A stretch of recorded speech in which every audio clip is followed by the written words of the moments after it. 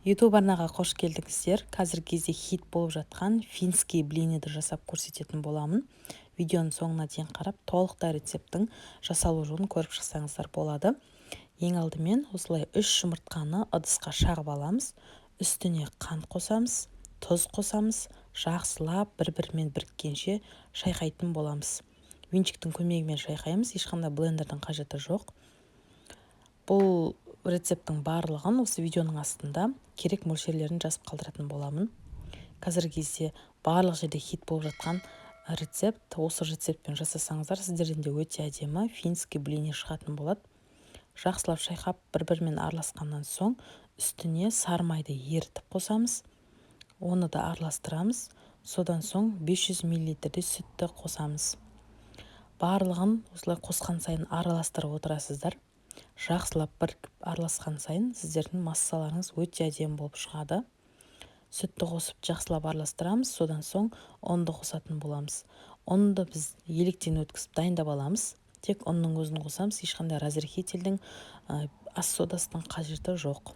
Ұнды бөліп осылай венчикпен шайқасаңыздар, ешқандай түйіршік қалмай, біркелкі қоймалжың масса дайын болады. Яғни блинчиктің массасы сияқты болып шығады.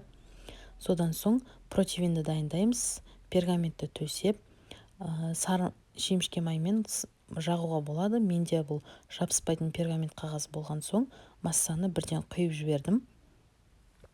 Егер жабысатын болса, майлап жіберуге болады.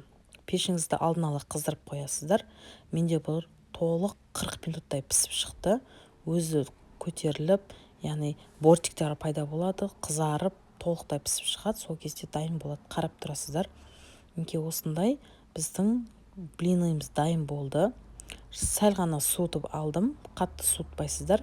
Өйткені біз бұны ораймыз, немесе орамай осылай 4 бұрышты етіп турап, оның үстіне әртүрлі жеміс-жидектермен, тәттілермен жеу беруге болады. Мен енді бұны орап, яғни рулет сияқты қылып көрсететін болам.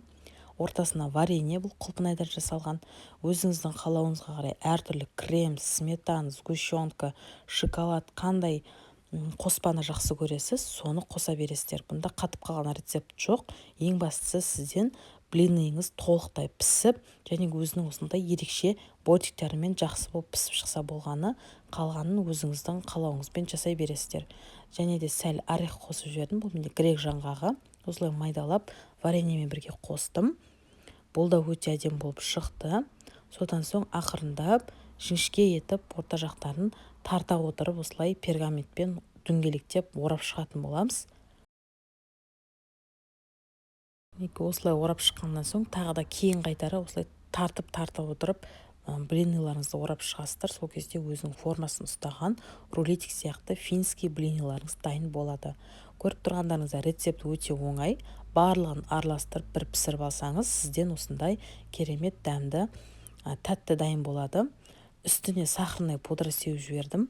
Ол да өте әдемі болып шығады. Осылай дайындап көрсеңіздер болады. Бұл бір жасағаннан шыққан мендегі рецепт. Қорықпай, мен жасаған өлшемдермен осылай жасап шықсаңыздар болады. Өте дәмді болып шығады. Қазір сіздерге ортасын кесіп көрсетемін. Бұның бір жақсы жері піскен бойдан орап, осылай жей берсеңіздер болады. Ешқандай суытуды, қатыруды қажет етпейтін өте керемет ас. Шайға жесеңіздер өте тамаша, қатты тәтті де, дәмсіз де емес. Мінекей ортасы толықтай піскен. Мен қазір сіздерге көрсетемін. Кейбіреулері осылай ыстықтай ораса, шикі болып бір-біріне жабысып қалады деп айтады. Жоқ, олай емес.